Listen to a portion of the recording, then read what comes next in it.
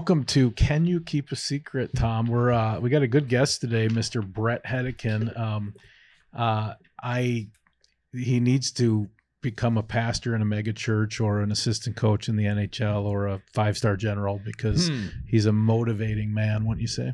I think two of the three he could do. The five-star general might be he might have missed his window. He could, if he doesn't do the coaching thing, he should definitely go into the military. I don't think he can go in anymore. Yeah, What's the age requirement? I think you can't go in after a certain age, and I think he's a little over 50. He's looking pretty good, though. No, he looks good. He looks really good. What's new in your life? Well, we're sitting here in our brand new studio. That's right, we are. This Full is Tab Sports Studios here in 324 South Main Street, Stillwater, Minnesota. Brand new. We're a brand on the rise. I think we're on the NASDAQ as of this morning. I think Pull Tab is publicly traded. Wow. Thank God. So things are moving well. I just got back from a little road trip. Do you know much about soccer? I went to this MLS All-Star game. I actually worked a year in soccer for You were- MLS, San Jose. Was Landon Donovan on your team? He was in LA. We had Eric Winalda was our superstar. I remember that. What are your memories of the MLS? It was kind of cool. So we had this deal where I worked for a very intense Englishman, Peter Bridgewater, and he was very intense and very, very good at what he did. We played at San Jose State. Mm-hmm. And so I remember we lived in Palo Alto. We didn't obviously have kids yet, my wife and I. And every day of the game, we would have to show up at like 8 a.m. and literally set everything up, from barricades to signage to you name it. It would take you the entire day to set the whole stadium up for the game that night. You'd have a 2-hour game, and then you would have to tear everything down. Wow, it's like a band coming into you'd town. have to take everything down. So it was quite, it was a lot of work. It was fun, though. I enjoyed it. I actually did enjoy it. It was fun. How was the MLS kind of still just a baby at that point, or was it thriving? Brand spanking new. Yeah. It was right out of the gate. The team was the San Jose Clash. And then they ended up they moved to Houston or I think the Dynamo. And then now they originally came out of that one league with Pele. Remember all that stuff? Minnesota had a team. The Minnesota Kicks. Yeah. And that team then was the San Jose Earthquakes. So now I believe they do have a team in San Jose and they're called the Earthquakes again. But it was very much early parts of MLS. What do you think about naming your team the Earthquakes when people can die from earthquakes in your marketplace? I mean, it wouldn't go over probably very well, It seems like that would be, I wonder if that would make it hard to be a fan had you had something. Well, it's not a really good marketing ploy to market yourself as a spot. I guess indigenous to earthquakes. Carolina Hurricanes, right? I guess maybe it is. Maybe you play on the edge. I don't know. Give them something a little scary. But it's a good league. I mean, they've done really well. I mean, they figured it out, and you can tell us about your experience there in DC. But they originally started playing in these huge football stadiums, right? And they would draw decent amount, but fill up half the stadium if they were lucky. And then they ran around and built these soccer specific stadiums. And I think the MLS it's got it going on. They're doing well. The stadiums are really a cool size. So Audi Field is, I think, just built for soccer. I don't know what else happens there, but it's that perfect size where it's just big enough to feel big and you're outside, but it's small enough that almost everybody in there feels like they have a good seat. Yeah. My two observations, one big, one small. This fan base from MLS is, I mean, when you're watching a Coke commercial and there's 17 different people having a dinner party together, all different nationalities. And I mean, I've never seen a fan base that's this diverse and young. And I mean, it looked like future America, I mean, compared to, I guess, PGA and even NHL to a degree. It was shocking how interesting the fan base was. Yeah, and I think the interesting thing about it too is it keeps growing, right? And obviously the participation part of it is huge with kids. And then I don't even know if this is accurate, but then they kind of fade away they don't stay with it. You know, I think it's one of the knocks on, not knocks, but one of the concerns about soccer is kids all play it, but then they kind of go on to other sports. Yep. And, you know, but I really think the U.S. as it got, you know, even with the women and whatnot, I mean, it's really growing. I mean, to think where it was, you know, you look back at the MLS and you think like when I was in it, 1998, 99, you probably would have bet it's not going to last. And now it's booming. And just seeing, yeah, and it's because it is open to everybody. And people coming out of the woodworks wearing these Arsenal jerseys. That's who the MLS All-Stars played, a European club. And it was the other observation. This is a less important, I suppose, but soccer fashion is really interesting. So if you're I think this is only if you work in the business of soccer, you wear a really small sport coat. I don't know if this happened with the Clash. So almost like a tux jacket. So the sport coat ends just underneath your belt. And then you've got the slim fit pants. It's not like NHL. They don't stop at your shins and no socks and Gucci loafers. They go all the way down to the bottom. And then bright white tennis shoes like Air Force Ones or Stan Smiths. That is anybody at any VIP event at an MLS deal is wearing a little short sport coat, really long pants, and these bright white shoes like they're an Instagram girl. I must have missed that. We were just golf shirts and khaki pants, and I don't think I could pull it off, but we didn't have short jackets. Yeah, I don't know where you get a short jacket. Maybe Europe. Chess King, Manhattan. Do they have a Chess King still around here? I think they probably do. A Jose Bank perhaps is where they got it. Jose Bank. Yeah, that's a good idea. 2 for 1. Suits 2 for 1. So how's moving going? What is your impression? You've moved a lot. You're going to be out in Arizona. Yeah. Long distance dedication. Pull tab west. That's right. We're expanding. What is it? I found it to be taxing on my mental health. You've done it way more than me. Are you kind of good with moving? Well, my wife is really good at moving. Yeah. And so I'd have to give her all the props. We've been lucky over the years because we've moved with a different team. So we've had some help with movers and whatnot. The teams kind of took care of some of that. But nonetheless, it still was a lot of pressure on my wife and young kids and whatnot. This time, yeah, it sucks. But I got a good partner and she kind of has us marching to the same line, and she's doing all the work on it. We're just doing what she's telling us to do. But yeah, you just did it, moving into your new house. I mean, it sucks. It's a tough deal. And everybody that's done it tells you it sucks. Yeah. And when they say it, you're sort of like, okay, but then it really does suck. There's two or three parts, right? So like you catch yourself seeing things that you can't believe you bought, right? And that annoys you because, the kids used it for 5 minutes, or I got into a hobby for 5 minutes. But then the second thing is then you see stuff that really, nostalgia, makes you feel like, oh, I remember that. That was cool, and photos and things like that.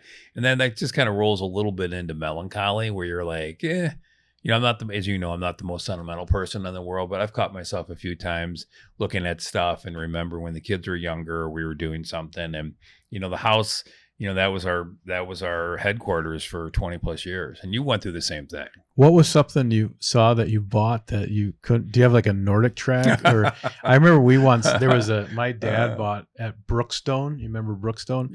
It was a table like this, about half as wide, and you would roll those things. It's like the thing where you put the dust on it and you roll it, but it was the bad homemade version, not the one you'd see at a bar. Yeah. At White Bear Bar, they have one in the end. Yeah. It was like the home version. Shuffleboard. The home version of tiny shuffleboard. Yeah. I honestly, like, it's more the stuff like that the kids would want on a whim. Like, we have a punching bag. Really? Like you were in an Everlast phase? Well, I don't think I was. But one of the kids wanted to box. So you have a heavy bag. Well, it's not even a heavy bag. Oh, you have the one where you go. Nope. It's like you fill it full of water, sand, and then it's almost like a UFC thing where you can kick it, and punch it, and I remember I'm not going to call out the kid who we got it for, but I remember when we got it at Dick's Sporting Goods. I'm like, this is going to be basically me throwing $300 out. Why don't I just take this money and throw it out the window? No. I'm going to be and then now it's faded and it's not been seen the light of day in 2 years, 3 years. So it's things like that jump out, and I'm like, God, that's bad parenting. On the flip side, though, kind of a cool item for the office. Would it still respond to impact? Would it come back? It's a little faded. Again, it's one of those things. It's vertical, and you just it leans back and forth. But you could go after it. It could be like one of those stress reliever things, and we have some other really bad things in there too. Like I think one of my other sons who's producing for us, he got into a goalie phase where he wanted to be a goalie for soccer, and we've got goalie gloves and lots of colorful gloves. Yeah, just a bunch of stuff. And but you do that kind of thing because you're parents and you want your kids to be happy. That's right. Hey, just a little thing before we get into our guest. You turned me on to The Bear. Mm-hmm. It's always good when your business partner's like, hey, you should watch this show called The Bear because I think we could learn something from it. And then you watch these people screaming at each other in a restaurant. And I was like, it took me till about the second season to come full circle on all of the meaning of why you recommended it. But you're watching a show now. Is it holding up, this new one you're watching? Goliath? Yeah. Yeah, I like it. I mean, it's over. I got through all 4 seasons. So in the world of, if The Bear is like kind of on the podium as a pretty, maybe the best show of 2023. Yeah, I mean, I like it. Yeah. Where would Goliath fit? All right, like close. Really? Yeah, I mean, I like Billy Bob Thornton, and it's just a good. It's like what network? It's Prime. Okay. And so the whole premise is just kind of the underdog, a guy who had it all down and out, but he has a good core, and he protects the underdog, and yeah, it's good. I like it. I've been doing Suits, and everyone's doing that now. My daughter's watching that. Other people are too. So I got to tell you about it briefly. So there's this main character on the show. His name is Harvey Specter, and this guy only cares about his job. I think you only see him not wearing a suit, maybe in 8 seasons, probably a total on camera of 40 seconds, maybe if he's jogging or something. But they actually shoot him kind of pale, where he's like a vampire, but he's just the coolest. Everything about him is wrong, right? Mm-hmm. He can't say I love you to a woman. He works all the time, but he's like this amazing archetype. I don't know what's going to happen. I'm only halfway through. Then you got the Princess Meghan in there, mm-hmm. Meghan Markle. It's a procedural though. So I don't even know. I wouldn't have thought I could watch it because the show is actually served up in like 90-second bits. Mm-hmm. And then they do almost like the sound design like you'd get on Law and Order, where it'll be like, dun, dun, dun, dun, and then it just starts another 90-second bit. Like it's super cheesy, mm-hmm. like on face value. Like it looks like bad primetime television from the 2000s or something. But when you watch it, it's just soothing as hell. Really? You like all the characters. It's kind of mindless, let's watch the next episode. And there is something about this. I would like you to watch it just because I'd be curious what you make of this Harvey Specter. He's almost like a vamp. I think he's going to have a big impact on these young kids too, because every single Gen Z millennials crushing Suits. So I don't know what that's going to do culturally, but it's there. Yeah. I mean, I definitely want to take a look at it. It's kind of funny. Like I do end up watching a lot of the shows recently that my kids watch, because I think my oldest got into The Bear, if I'm not mistaken. I got in somehow, but yeah, I mean, I'm going to check that out for sure. The Bear is just masterful. Oh, it's the best. The Suits, I don't know I would almost say to you, Suits is terrible television that you're going to love. Mm-hmm.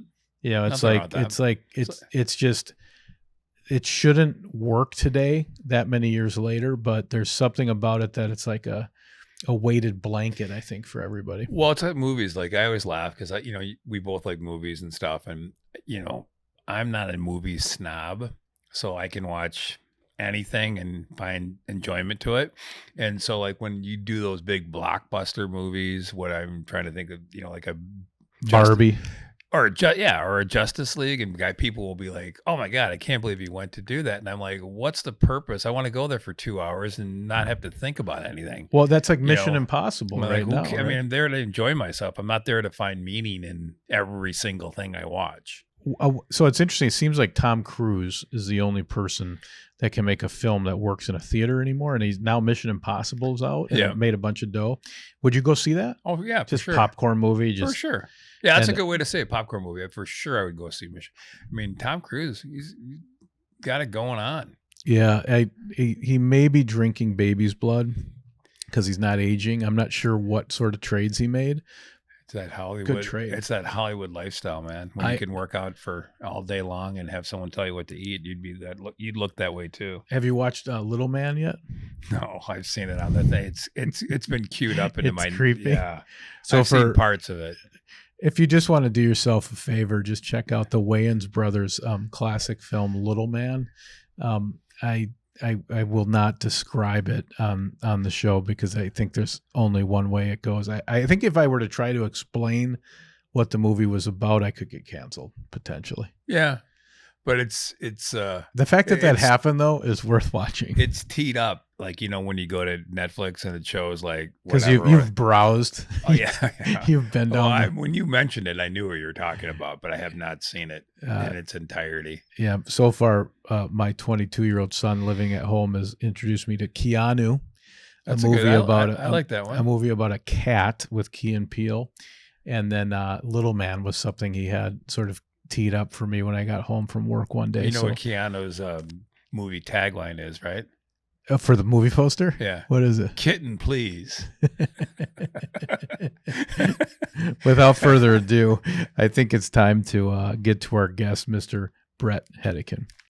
Can You Keep a Secret is sponsored by Chill Boys, or as I like to say, life-changing underwear, bamboo boxers and briefs.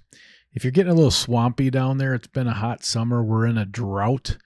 Let's get cool on the undercarriage. Let's have some menthol on our men parts. Let's play a giant gum commercial right down below, because that's what these do.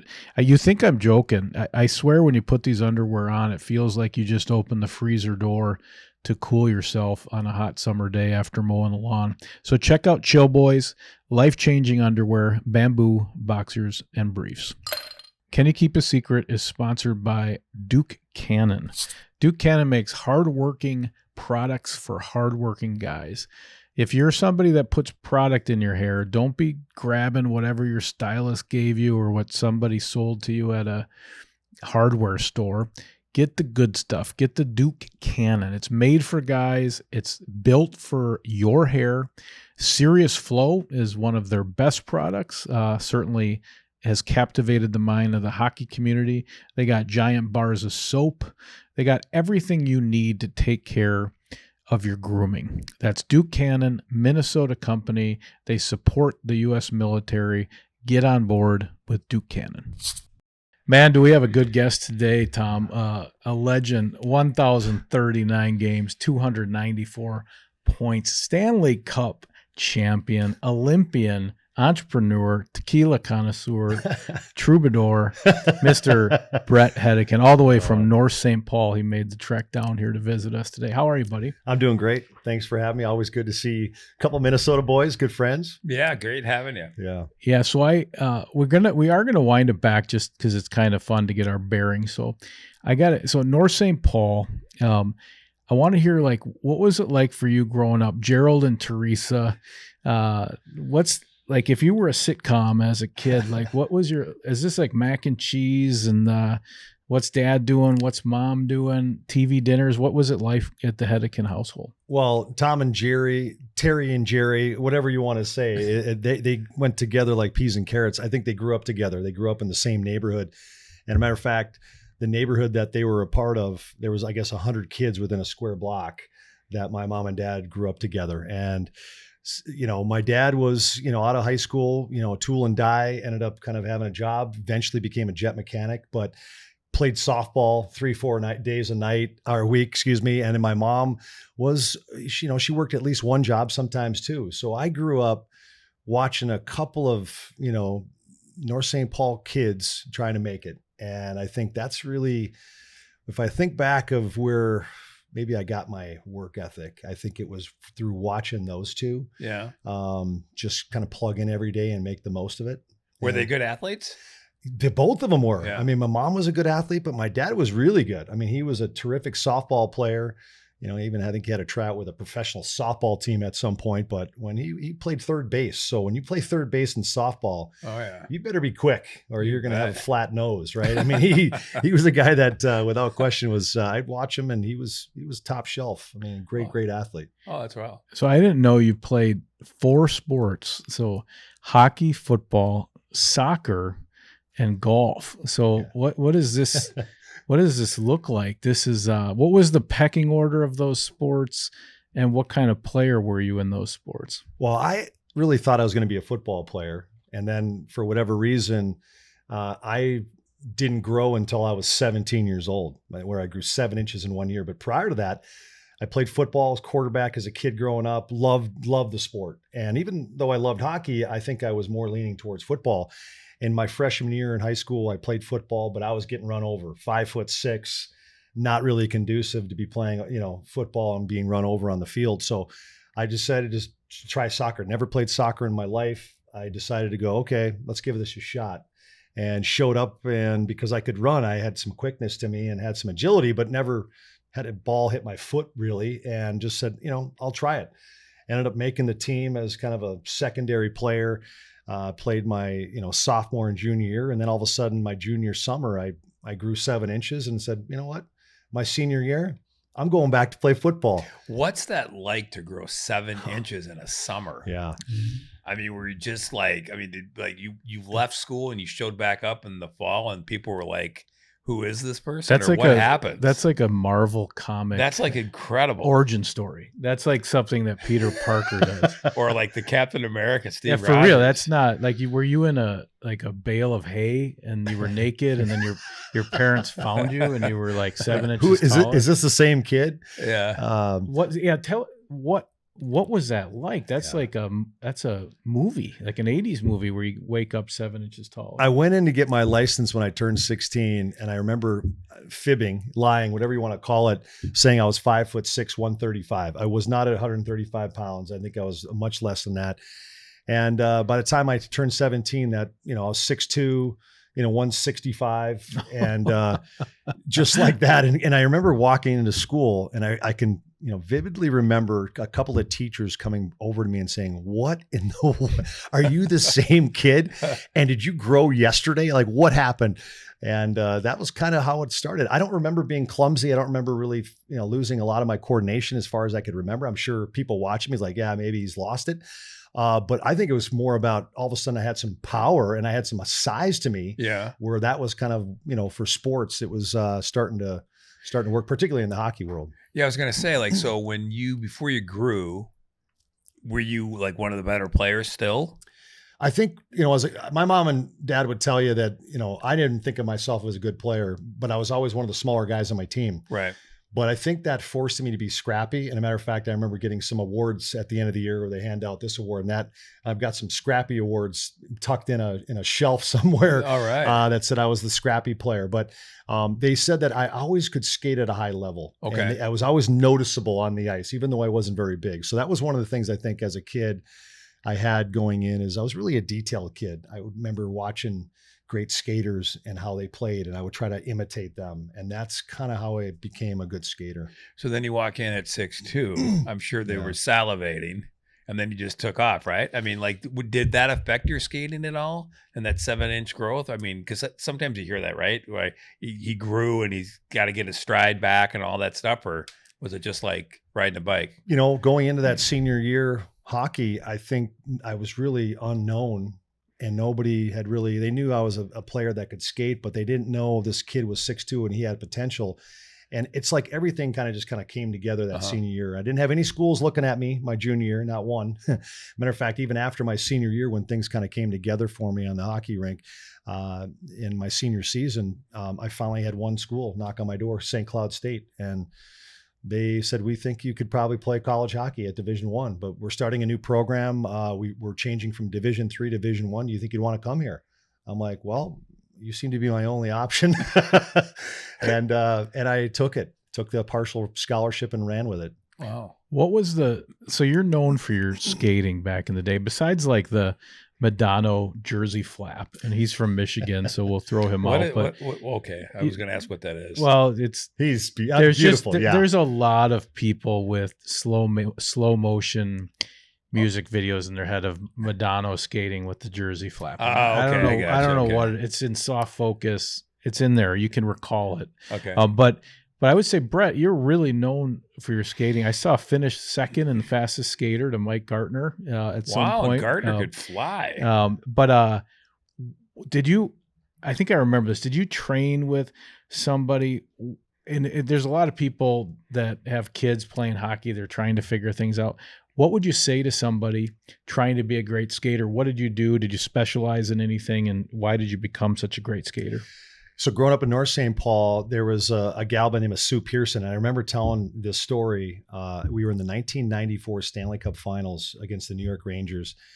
And I think John Davidson asked me a question about who taught you how to skate? And the Sue Pearson was a figure skater out of North St. Paul. And I remember telling John Davidson the story of how I really began to be good at my edges following her as a figure skater in these power skating, summer camps that I would do with her.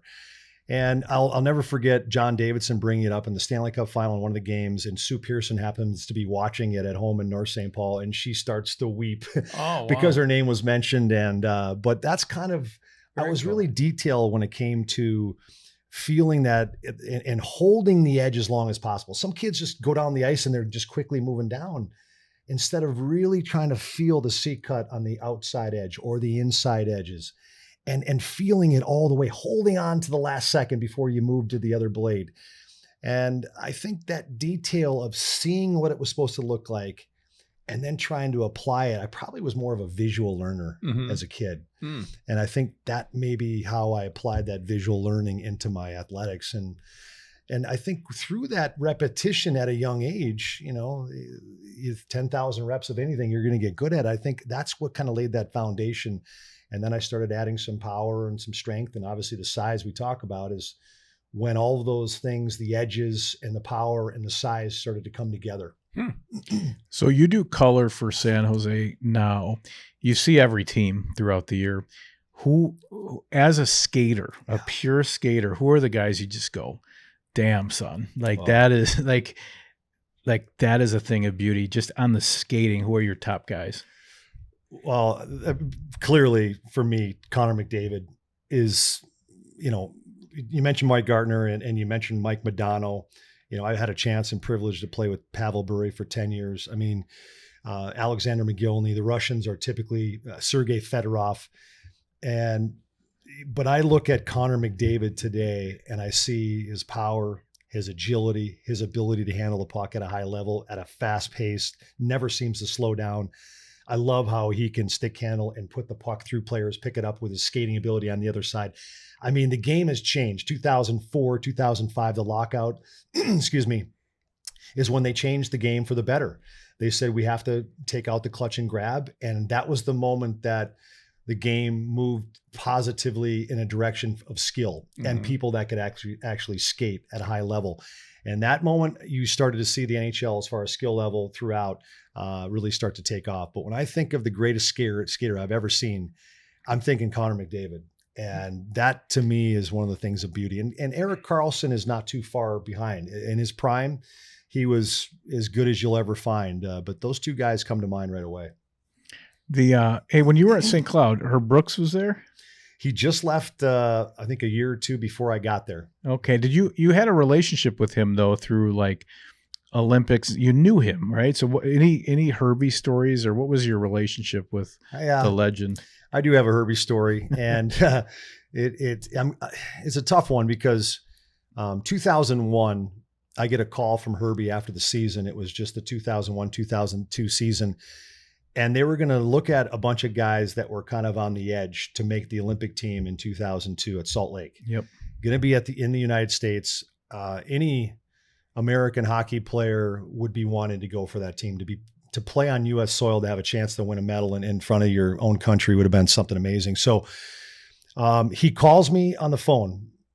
Brett, hey, Herb Brooks. I'm like, hey, Herb, how you doing? Heard of you. Yeah, I've heard of you. Hey, I'd love to see you go over to Germany and represent the United States and play in the World Championships. I really want to get a look at you, Phil Housley, LaChance, Aaron Miller, all these guys that are on the cusp of making it that 5, 6, 7, 8 role. Even, that's what we're going for you. And love to see you play on the big sheet and yada, yada. I said, Herb, I'd love to go play in Germany. I'd love to represent the U.S. I'll do it. Mm-hmm. I'd love you to take a look at me. I want to prove it. Yeah. Anytime in my career where I've had a chance to go out there and have to show it, it's that going back to my mom and dad, Tara and Jared, growing up in North St. Paul, knowing you got to put the time in. And I go over there and I had an unbelievable tournament for me. I was completely focused. And I had, I ended up getting a watch at the end of the tournament saying the all defenseman team for the Americans. I mean, I outplayed Housley, outplayed these guys that were there. And hey, Phil Housley is one of the greatest players I've ever seen as well. So taking nothing away from Phil here, this was a moment. I went over there, I earned it. And I thought I would get this shot to play on this Olympic team in 2002. So that summer I go to Colorado Springs and it's the tryout, and they separated everybody into 3 groups. And the A group, B group, C group, and I was on the C group. Didn't even get a look. They sent me home. The Olympic roster comes out. I'm not on it. And I was pretty ticked off at Herb, to be honest with you. I was like, you know what? Don't call me again. Don't USA Hockey, forget about it. Just, I'm done with you. Because you can't tell a kid to go over and play and you want to see him and you go over and you prove it and it doesn't mean anything. Right. That's no good for kids. And even for adults, or even if for professionals. So that year, I get moved to Carolina about midway through the year from Florida. I'm there a week in Carolina, and I'm like, this team has what it takes to win. I could feel it. Sure enough, we go all the way through round 1, round 2, round 3. We beat Toronto to go to the Stanley Cup Finals, and we're playing Detroit. We go into Detroit. They have $100+ million payroll in Detroit. It's before salary cap at the time. And our payroll was in the 20 million. Take the money aside. David versus Goliath. Okay. That's what we're talking about here. An all-star team versus a bunch of junkyard dogs. And we go into Detroit and we win game 1. And they win game 2 in Detroit. Now I'm waking up from my pregame nap before game 3, 4:00 in the afternoon. Herb, clearly a hockey guy, knows that you're laying down between 2 and 4, the whole NHL shuts down. You could rob anybody's house, I'm sure. That's a good idea. That window, really good idea. Hey, noted. Yeah, don't take that note. The phone rings. Is Brett there? Yeah, this is Brett. Hey, Brett, this is Herb Brooks. I say, yeah, right, this is. I go, who is this? He goes, this is Herb. I said, hey, Herb. He goes, Brett, I just want to say you're playing great hockey.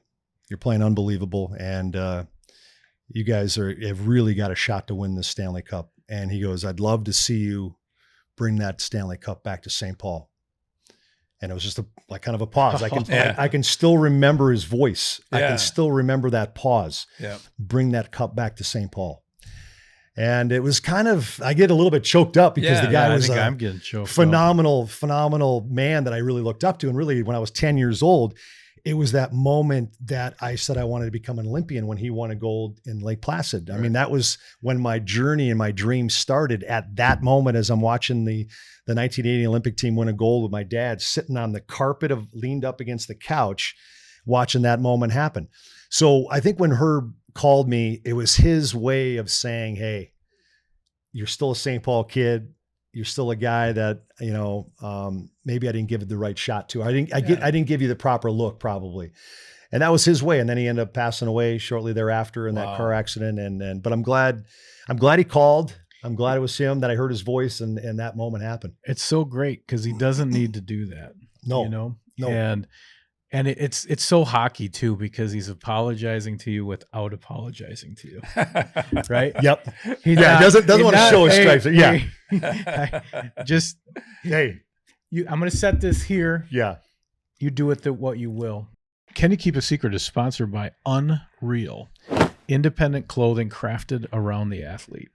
Oregon's got their Nike, Baltimore's got their Under Armour. The Twin Cities has UNRL, Unreal. If you haven't got this stuff, it's the best. Get their crossover hoodie, change your life. Great golf gear, and just a great independent company started by an entrepreneur with $300 in his pocket. You can't help but root for these guys. We're so happy to have them. Unreal. Let's do the Olympics for a minute. Yeah. Okay, so 92, you're on the Olympic team. I remember this team, man. I remember in high school watching Ray LeBlanc kicking pucks, Donatelli, Walt Kachuk is on that team, as a matter of fact. Amazing. You end up going to Torino after the experience in Salt Lake. I want to hear about Olympic hockey, maybe a little bit about 92, 06. You meet your wife in the Olympic Village. She's pretty good on her edges as well. Yamaguchi. So, what's it like being at the Olympics? Like, is the Olympic Village as amazing as I picture it? Or like, do you just love the games? Well, it was in Albertville, France, where this Olympic Games was in 1992, they had a village up in Maribel, and then they had a village down in Albertville. So 2 different locations. Think of Maribel in a ski town halfway up the mountain. That's where they had the arena for the hockey games. And then a lot of the other athletes, again, kind of split in half. So it wasn't the Olympic Village that maybe some Olympics have that feel. And I will say the rooms were really tiny, which is fine. I don't even remember, no big deal there. The food, I don't even remember any of the food. We were actually going to pizza joints downtown Maribel after, the games, because we were like, hey, let's just put anything in us right now that tastes good. But I think you're on such a high, like for me, that moment at 10 years old to set out a journey, said, I want to do that. I want to become an Olympian, and to do an opportunity where I never really had a chance at a national team. And it was after my junior year of college. I'm on spring break with all of my college buddies that we skated with that year in hockey. And where'd you go? We went down to Florida, to Fort Lauderdale, Sarasota. Yeah, we were at a buddy's place, and I got a call from my mom and dad. They said, Brett, the national team just called us. They want you to fly home tomorrow, get your equipment, meet the team in Boston, and fly to Russia to represent the USA. They want to get a look at you for this potential Olympic team in 92. My mom and dad are crying on the call. I remember it was in one room, and the old days, you got not speakerphone, you got the old hard phones, and they were both on a line, and they're calling me, and flew home that day. And again, one of these moments, I go over to Russia and I play 4 of the best games of my life.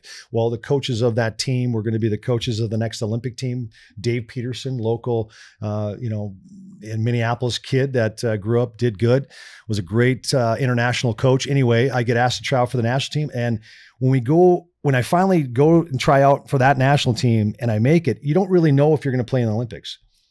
And you leave college, you travel around the world. So Kachuk and Bill Guerin and all these great hockey players that I was joining. I was one of only a few Minnesotans, by the way, back in the day, all Eastern kids. And then you get this sheet of paper that they put up on a wall that basically say you're going home or you're going to the Olympic Games. And so I guess your question is like, I was on that list to go. Mm-hmm. And so you walk in France and you fly in with the team and they give you the USA stuff. I think that's when it starts to hit you like, holy cow. Yeah. I'm an Olympian. I'm somebody that is representing the United States of America. And then when you put it all on and you're in this Olympic Village and you're going to walk out with your fellow Americans for opening ceremony, that's when it's like, so I always say when these Olympians or these pro hockey or basketball or whoever they are, they need to walk. They need to walk in with their fellow countrymen into opening ceremonies, because that's the moment for me that just was like, yeah, this is the real deal. Like, yeah. I can't even believe I'm here. Yeah, because what's crazy is the Dream Team. You remember that group? Mm-hmm. Barkley was one of the few guys that actually dove into all that stuff, and he said it was the best experience of his life. Yeah. Everyone else was on a yacht or private accommodations, and Barkley just said, I want the whole thing, and he just loved it. Well, he loves hockey, right? Yeah. He's a guy that loves hockey. Yeah. We love Charles Barkley. Yeah, that's pretty cool, though. That's amazing. So Now, am I correct? 3 game sevens. So does you get the Rangers get you? The Carolina team initially gets there once, and then you get over the hump and you win your cup. Is that accurate? Did you go to 7 in all 3? In 2002 against Detroit, we didn't go 7 in that one, but we did have a couple of game 7s. I think in that run that was against Calgary. That was the first game 7 I'd ever played in, and I'm in Vancouver playing for the Canucks. We're down 3-1 in the series, and Pat Quinn came in, this big Irish coach, one of the greatest men I ever had and never had been coached by. When I first got traded from St. Louis to Vancouver, I was a little broken, and I tore my MCL my rookie year, trying to come back from that. I'm way over my head in the NHL, and my confidence was shaken. And when I got traded to Van, he kind of took me under his wing and said, because he was a former defenseman in the NHL, I said, Brett, take a deep breath. I'm going to teach you how to play this game from the ground up, from the net, from our below the goal line out. I'll help you. And that's really one of the first times I had a coach kind of just mentor me, right? Kind of say, hey, kid, relax. I got your back. That was like one of the first times I felt the coach like, hey, I got your back. And boy, you can almost, it's like you can breathe. Right. Your shoulders aren't up here. You ever try to take a deep breath when your shoulders are up here? Hard to do. That's stress, that's pressure. And all of a sudden your shoulders come down. Holy cow, I can breathe, I can see. And Pat Quinn helped me with that. But before that game 5, we're down 3-1 against Calgary. They were number 1 seed in the West. We were number 8. We slipped in. A big trade. Well, me, Jeff Brown, Nathan Lafayette. They really traded for Jeff Brown, but they threw in me and Nathan Lafayette in a deal. Yeah. And they had 3 guys that inserted their lineup that they didn't have all year. Well, that moment, before that game 5, Pat Quinn walks in, he goes, boys, I want you to go up there and read this piece of paper. And we all had to go up there and read this piece of paper. And it basically talked about, there was 3 teams in Stanley Cup history at the time that were down 3-1 in the series in the opening round, that had the confidence and the ability to win games 5, games 6 and 7, and then go on to win the Stanley Cup. And he brought us all back in. I can still remember the locker room in Calgary, and it's still there today, the Saddle Dome. And he was standing there and he's walking around, this big man, and he just looks at it. He goes, what's the difference between those 3 teams and everybody else? And really ours? Nothing. Nothing's different between those 3 teams and us. 0. That's who we are. That's the group that I know can win this game 5, game 6, and game 7.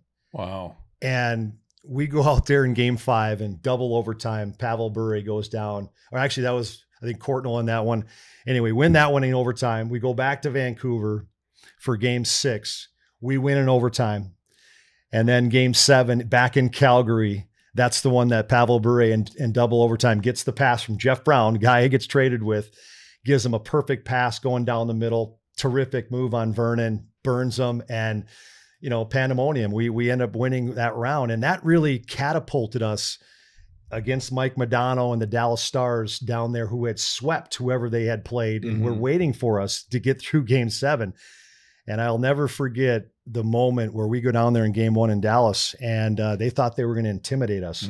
What they didn't know is that inside that locker room was a bunch of guys that I had never seen compete as hard as I've ever seen them compete. These guys were animals. And this is where I finally learned what playoff hockey was all about, what it takes to elevate your game in a playoff series, what sort of anger, edge that you need to play on, not over it, but you got to be on that razor, and you got to play with some reckless abandon, and F you. I mean, you have to have a little bit of that in you, and I had to learn it. I didn't even have that in me when that game 7 against Calgary. I felt like I went in a boy of that series. I really say this. I went in a boy, and I came out a man. Wow. On the other side of those 7 games, and we go down to Dallas, and they again thought they were going to intimidate us. We end up sweeping Dallas 4 straight. Hey, wow. What was Bure like? I mean, the Russian Rocket. That era. Like, is this guy driving around in like a Ferrari, or like I can't quite picture. Like, what was he like? How Russian was he? Was he like like a Russian with another Russian on top with the sprinkles of Russian? I mean, he had to be, right? Yeah, he was amazing. Ultra, one of the most competitive guys I've ever seen. And if, without any clothes on and let's say his jockstrap on, I mean, you look at this guy and he was shredded, but yet when you look at his muscles, they look supple. That was the first time that I raised my eyebrow, like, how is that guy so supple? Meaning he's not like he's wound tight, but he's ripped. Yeah.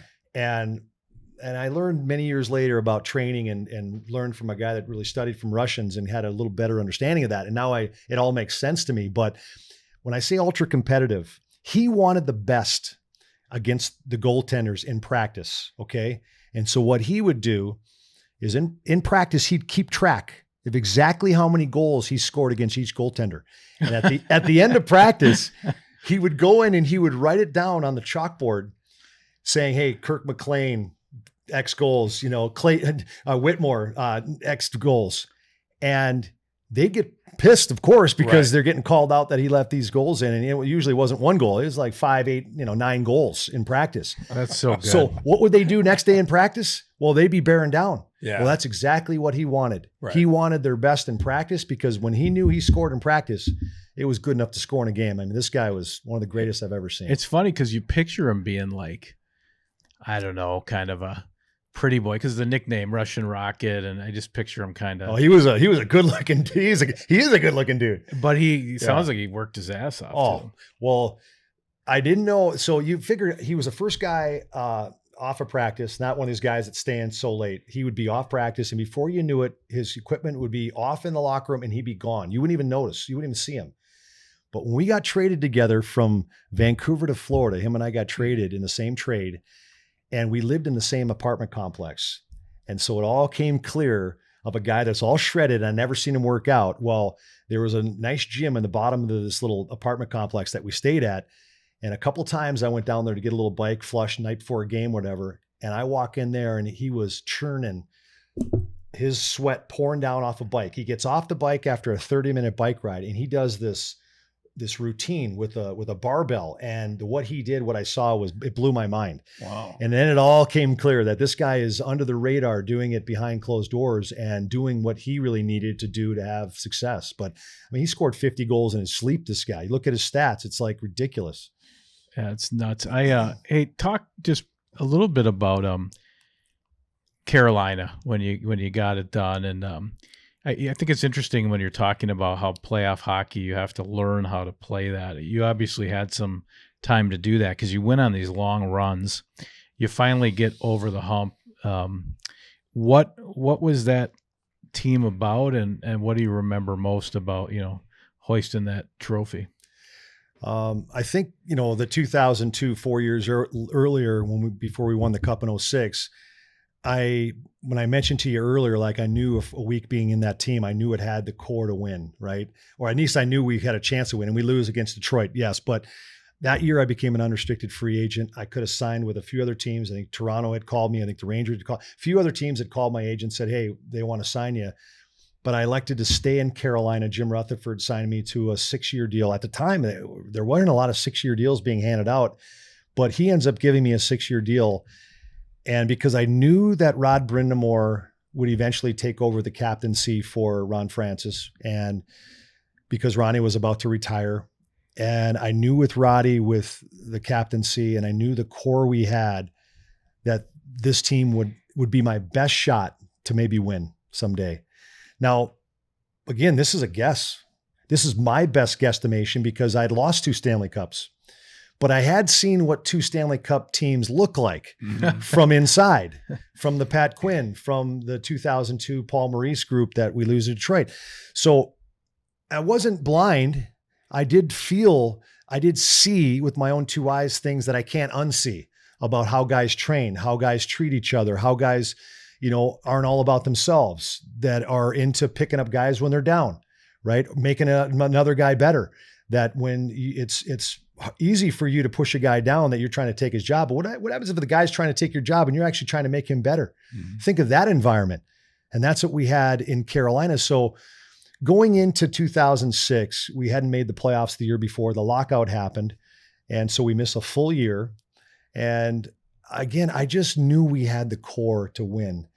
And Peter Laviolette ends up getting the job before the 2004 lockout season. They fire Paul Maurice, and he came in a little bit like his, didn't stink, Peter Laviolette. And I think the first half a year that he was with us, I think he rubbed a lot of guys the wrong way.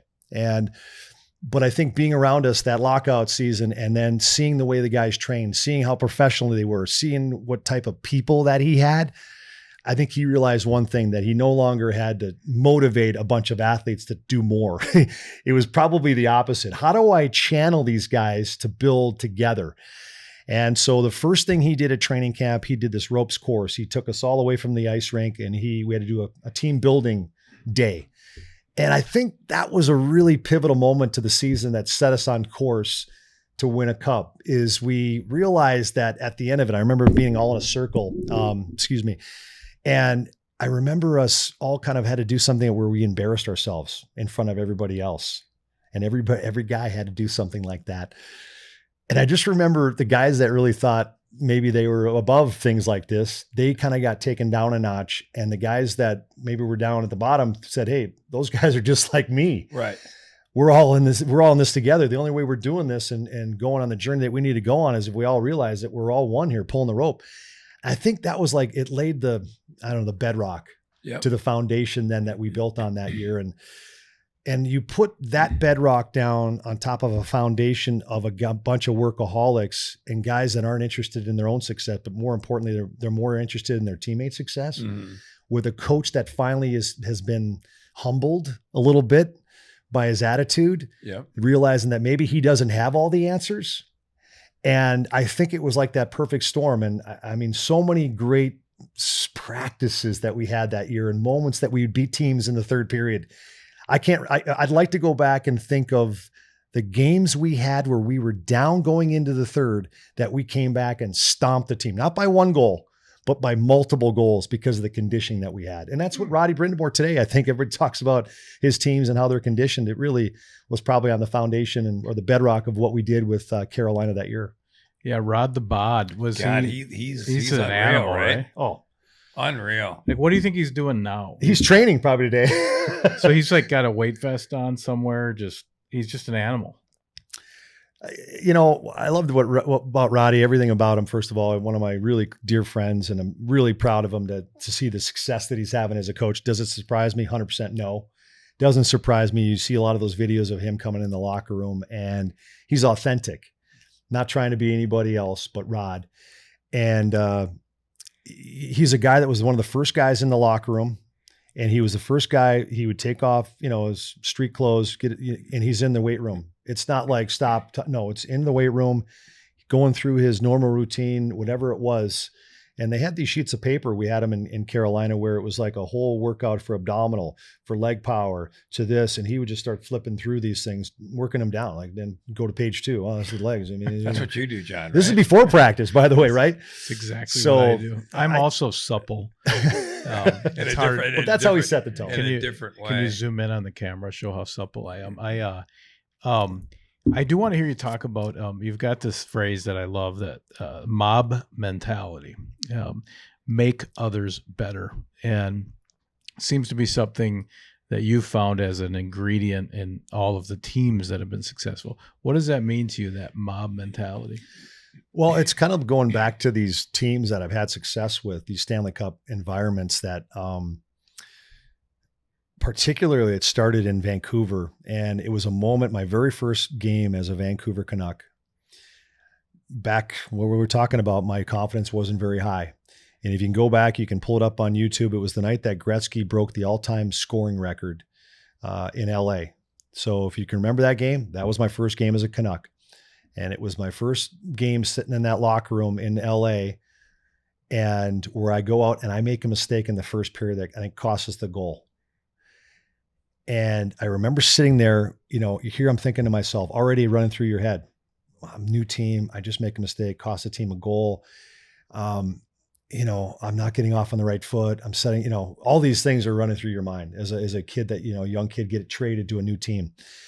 And I remember sitting in my stall and Martin Jelena, who I became great friends with, who was an absolute unbelievable hockey player, but an even better man, comes in, taps me on the shin pad. Hetty, don't worry, we got your back. Trevor Linden taps me on, hey, Hetty, we got your back. One guy after another. And I just remember, holy cow. Yeah. I'm coming from an environment where I felt none of that where I just came from. And I come into this environment and I'm here one day and these guys are picking me up after they knew where I was at, probably mentally, where they could see.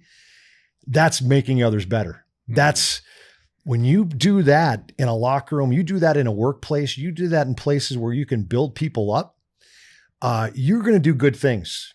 And sure enough, that team goes all the way to the Stanley Cup and loses a Game 7 against the New York Rangers in the Stanley Cup Finals. I mean, we had the Rangers on their back, but that's, to me, that was the core value, core essence of making others better.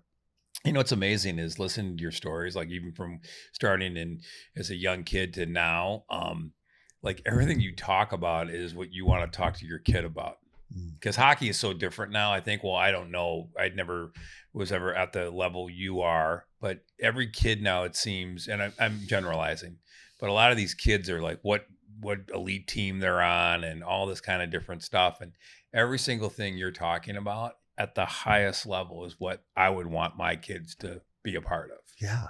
Well, you know, Bill Walsh, he was the great coach for the San Francisco 49ers. And he wrote a book called The Score Takes Care of Itself. And when I read that book after I retired, everything he talks about in there is the essence of what the book is written. The title, the score takes care of itself. And what you're talking about, Tommy, is this fact that you've got kids thinking about the elite team that they need to make. They need to have a certain amount of goals at the end of the season or during the course of the game or whatever that looks like per week.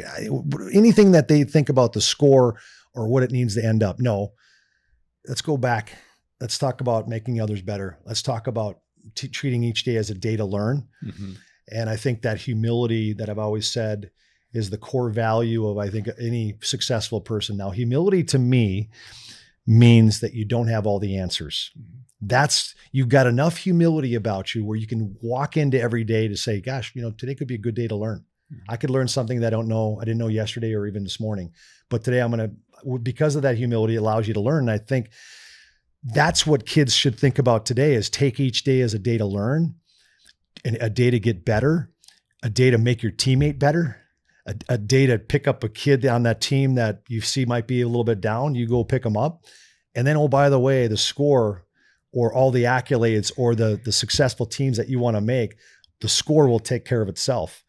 And that was a really powerful statement to me. The score takes care of itself, because I think ultimately that's really what kids should be focusing on now, is just the bedrock of who you are as a person and individual, making people better. Yeah. Because have you ever heard, like, again, sorry to cut you off, Kinger, but like all the championship teams, right? Especially in hockey, every single time I've heard of a player talk about winning a Stanley Cup, it's identical to what you just said. Yeah. Isn't it funny? It's about the locker room. It's about the guys. It's about the way they would, I mean, it's amazing. Yeah. It's never like, well, we had two really good players and they just carried us. And every single guy had a place to do something that was important to the team. Every guy had a place to do something that was important to the team. That you just said, how does that happen? Well, it happens because every guy feels like they're important to add the value that they can bring to a team. Yeah. And how does that happen? Well, that happens because that environment in that locker room made them comfortable enough in their own skin to just add that value, not having to think they've got to do everything else on top of these two or three things that they do well, right? It's really finding a couple of things that you are great at and then just double down on those. Mm-hmm. And if you get in the right environment, those are going to be good enough. That's going to be all you need to bring every day. And that confidence that you have, that you bring with you, with that simplicity that's inside here of what you really need to bring every day. That's, then you get the score and you get the championships, or you get whatever else you want to choose in your life, you know? That's amazing. Hey, have you thought about coaching or, yeah, I mean, you're like, I mean, I'm like, I don't, it's like, I want to get this podcast done so I can have my children listen to it, or like, maybe there's a mega church we can put you in, or like, I'm dead serious.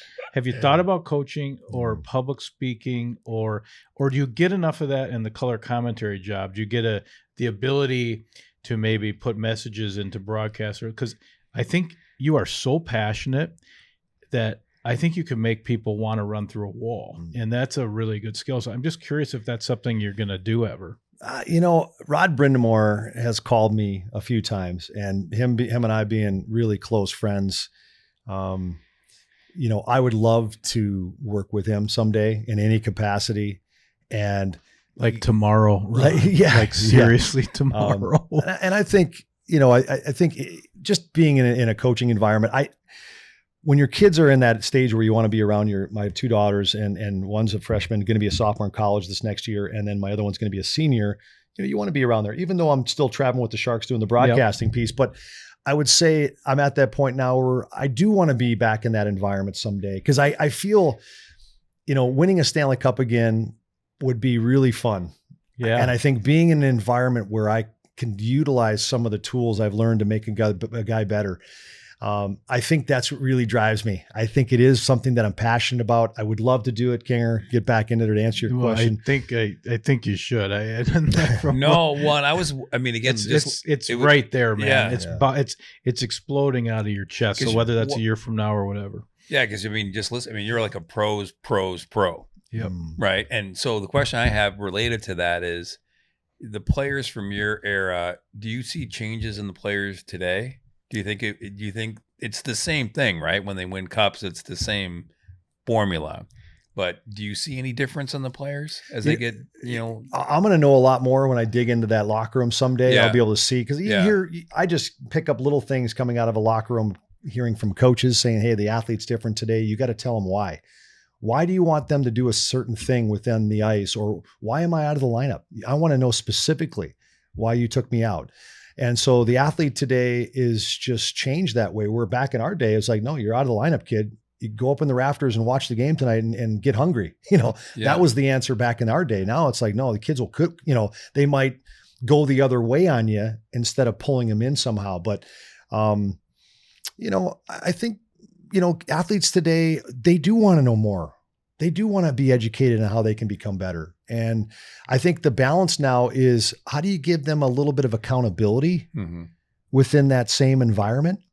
How do you say, hey kid, you're out because of these reasons, but you know what? I want you to feel a little bit of anger through sitting out here tonight. And I want that to fuel you a little bit. I want that to be a little bit of the gasoline on your fire, where all of a sudden it stokes it a little bit. And I want you to come back tomorrow with a little more edge. Now, this is something I had to learn. I did not have that personality where that ultra competitive, I shouldn't say I didn't have it, because I wouldn't have made it that far without having a little bit of that competitive edge. But I did have to learn how to drive it into my game. And I had to learn how to battle in situations where maybe players were trying to take advantage of me, and I had to stand up for myself. And I didn't even know how to fight. I didn't do a lot of fighting. Fortunately, that wasn't part of my role. But growing up in my era, that I had to stick up for myself a few times. But I did. I went and boxed for a couple years in brunette boxing in downtown of the Richards Market over in Maplewood. There was a downstairs basement. I went in there. I swear to Brian Burnett Boxing was it's called. And I couldn't punch my way out of a paper bag, but I was getting challenged in the NHL. I walk in there, and Brian Burnett, who fought for a lightweight championship at one point, he's the only guy in the boxing gym that day when I walked in. His business is thriving. You want to go down there and tell him that? Yeah, I wouldn't want to do that. But I said, hey, I want to learn, I'm Brett and I play hockey, yada, yada. And he said, well, son, you walked into the right place. I'll teach you how to punch. And he was the guy that took me under his wing and started to show me. And I literally, like Miyagi's son and Karate Kid, for like a month, where I didn't actually punch. I was like learning the technique. You just did a bunch of his chores? Yeah. Wax on, wax off. And eventually he cut me loose, and I started getting better, but got off on a tangent there. But I would say, ultimately, it's just, I don't know. Where do we go from here? So let's get into the transition after hockey, because I want to talk about your life. You're a very interesting guy. You got some business stuff happening. Was it seamless? Like, how long a gap was it from stopping playing to doing the broadcast stuff? Who maybe threw you an olive branch to kind of help you get into that world? And what was that whole thing like to learn this whole headset and microphone? That's a lot different than what you were doing. How did that transition happen, and what do you get out of being a color commentator? Well, mental health is something that I think challenges everybody, no matter who you are, what walk of life. I think anytime an athlete, even though I was 100% ready to retire, 17 seasons, I was done. I was ready to walk away from the game. But even when you're ready, you walk out and now no longer you're an athlete. And now you've got to wake up finding something else to motivate you. And, Christy and I did an interview with Comcast Sportsnet, like Bally's here in Minneapolis. St. Paul covers the teams. And we did this, hey, what are these two athletes that are now local? What are they going to do now? And a couple of days later, they called, hey, would you be interested in doing the San Jose Sharks pre and post game? I really ultimately said no right away. But I'm like, after I thought about it and, talking to Christy and the gear, they said, maybe I'll try. I'll come down and see if I can do this. And that kind of started this journey on doing the broadcasting and never played for the San Jose Sharks, but eventually it led to doing some color on the TV, like the third guy, they call in between the benches or inside the glass. They would poke me in there a couple of games here and there. And then all of a sudden I started doing some radio when they had a guy that stepped away. And then the TV became available and they said, hey, Brett, why don't you go back and forth? And now that's kind of what I've been doing for the Sharks. And it's been a lot of fun, but that transition, I will say, was hard. And it was hard to all of a sudden wake up and think, man, what am I going to do? Because I can't just retire from everything. I'm still 30 at the time, 30, 40 years old, 39, 40. And I got to do something that gets me a little passionate about something every day. So that's where this entrepreneurial sort of gene, I think, was deep inside me that might have been dormant, that kind of got flexed out. And that's kind of what I've been doing since. But the broadcasting has definitely been something that's kept me around the game. It's allowed me to be close to the athlete that I'm so passionate about, making people better in that athletic world in hockey. But this other angle of trying to find other things that can really drive me is really what's, kind of making me tick.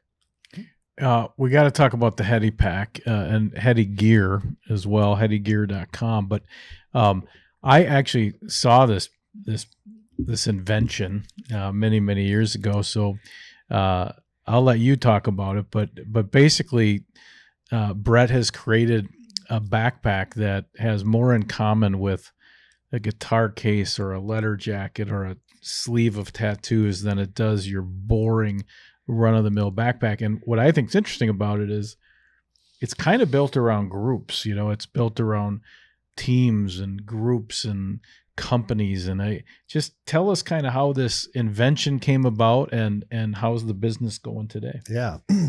Well, 7-8 years ago, go on a fishing trip up to Canada. And it's always one of those things where as soon as you leave the fishing trip, you've already marked your calendar when the next year is 360 days from now. Right. And we always call it Life 360 because those 5 days are just our days that we fish with. But I decided to do a special thing for the guys one year before we went up on this fishing trip. We travel 6 hours in a van and cross the Canadian border, get on a float plane, and we go into my buddy's place there. And we spend 5 days there, and the float plane comes in and picks us up afterwards, and we catch some fish. We tell some stories. We have a lot of laughs. We have some good meals. And so I built these backpacks one year, and I get their name tape on it. If they ever, the college logo that they win, I track that down. Canadian flag, American flag. If they caught a 40-inch muskie, I found a 40-inch muskie patch that goes on the backpack. And then I created a 50-inch muskie patch, 50 of those. And I handed them to Greg, where we go to his house. And I said, Greg, you're the only guy that can pass this out at dinner. If a guy catches a 50-inch muskie, you get to award the 50-inch muskie patch. And then, Greg goes to the Indianapolis 500 every year. And so during my hockey season, I would collect patches for each guy. And I would remember, hey, this is what they like to do, or this is a special story that resonates with them, or that a patch I found that really reminds me of this guy. And I would pass them out over these last 7 years. And these backpacks kind of became a moment for each guy, a story for each guy. And I took a photo of these backpacks next to the float plane. And I'm like, man, to teams, to tribes, to companies, this is really what it's all about, of these stories and these moments that each guy has had over these last 7 years, that each guy's bag tells these stories and these moments. And that's kind of why I set out on this journey, what kind of created Heady Packs. That's what we call them, the Heady Packs, but the Heady Gear is the site. And I'll tell you, it's been since launching in November of 2022. It's been so fun. You know, every day I see these sales that come in from all around the United States, from Florida, you know, Tennessee to Pennsylvania to Minnesota to Wisconsin. It's just really cool to see that these heady packs are starting to kind of the moments that other people are starting to create with their own packs. It's been really fun to see. Yeah, they're awesome. Yeah, I just love them. It's a game changer too. I you know, this idea of you've said it, there's a handful of moments that make you who you become, and now you can kind of literally take them with you, whether you're going on that trip for 7-8 years in a row, or you're doing something with your brothers, or it's one season and maybe the coach is handing out those patches. So very cool. It's pretty great. You've had a lot of acts to this play here. You know, you've got you know, you got the superhuman, we're going to call that the spurt, the 7-inch growth. You got the Olympian, you got the Stanley Cup. Now you're building this business with Heady. I just wanted to, as we wrap up here, tell me about some of the biggest beauties you ever played with, or like if you had a pontoon, you can only bring 4 or 5 guys you skated with on there. Like, who's on the top of your list? Who were just the guys you're like, this is out of a Western. This isn't hockey. This, you wouldn't even believe this if I told you. Who were some of those guys? You know, well, the one guy I have to say, Mark Messier. You know, when I think back of Moose, the big captain, Rangers, when he was on the 94 team, that when he calls it in New Jersey, we're going to win, scores the hat trick. You know, just the legendary, you know, cups that he won in Edmonton after Gretzky leaves, he wins another one. He ends up getting traded to Vancouver, or signs with Vancouver when I was still playing for the Canucks. And I wouldn't call him a beauty, but it was one of the guys that I finally learned like what makes him such a great leader. And I know, you know, I remember we lived about a block away from each other, and he would invite me down to his place all the time. And he had this gal that would live with him that would help him cook and clean, because he was 100% a pro. And everything every day that wrapped around what he did was all wrapped around taking care of his body, his mind, to be ready to play hockey. And you could see why he's had so much success. But I think one day I walk in there and he says, "Heady, come on down. I'm having dinner." And I walked in there, and I mean, literally there was Tyra Banks, beautiful supermodel, just a supermodel, just hanging out at his place. But I think what I saw from Mess through these times is I remember he would kick the coaches off the bus. And this is the first time I saw a leader at the highest captaincy saying, "Hey, guys, we're all going to put our bags in our room, and I want you to all come down, and we're all going to meet in the bar for a drink before we go on our dinners." And I think you can see why he's had so many Stanley Cup wins under his belt, because that's an ingredient, again, leaning into every guy matters and every person matters. And so, sorry, I'm on that tangent of just, you know, not getting a beauty story yet, but I'm thinking about the guy that popped into my head, Mark Messier. No, that's great. But he taught me a story. He just taught me what it looked like to be a true pro, from the inside of eating and taking care of himself, to how he made a team better by making sure every guy felt important. I think those are 2 things I really took from a Mark Messier. That's great. So what do you got going the rest of the summer? What, you know, are you going to be up at the cabin? You're going to get some time in Brainerd, or what's your life look like in the near future? Yeah, I'm excited. You know, I landed the National Hockey League license. That's awesome. So we're going to start carrying every patch, small and medium-sized logo of every team in the NHL, and they're going to have me out in New York next week. So that's really exciting to know that, holy cow, November we launched this thing and I landed the NHL license. Other licenses are starting to come, but I'm really proud of the team that I've, you know, brought together. I'm proud of where we have gotten in a short amount of time. And I'm really going to be excited to meet the team in New York, all the NHL people that we're going to put these in, hopefully Manhattan somewhere. But other than that, I'm going to throw every night. You can see me down at my dock, taking in a sunset, probably with a cocktail once in a while. I saw that I was looking at your Instagram. You know, when we research for this show, we leave no stone unturned. We'll spend at least 5-6 minutes on your Wikipedia, and we'll look at your latest your latest 10 posts on Instagram. But that one of your doc with is it a loon call? Like, I mean, just a couple days ago. Yeah. Geez, that could get picked up for sure. So I think that's got to be a nice peaceful retreat for Yeah. you to get up there and running on passion like you do, to just have a minute to breathe deeply. But we've loved having you on. Yeah. Hey, anybody that's You're the listening, best. hey, sign up. When you get this Heady Pack, it's like taking a pledge. You're basically, but when you buy this, you're basically saying, I'm going to live the life that I want to live, and I'm going to collect things along the way. So check out headygear.com. You won't regret it. Find a special moment to bring that into your group, your tribe, your team. And thanks, Brett Hedican, for being here. Yes. And please coach. Tommy. Please coach Great having you. next Okay. year. Yeah. Next Yeah. year. All right. Well, You're hey, the best. thank you so much, guys, for having Thanks, me on. buddy.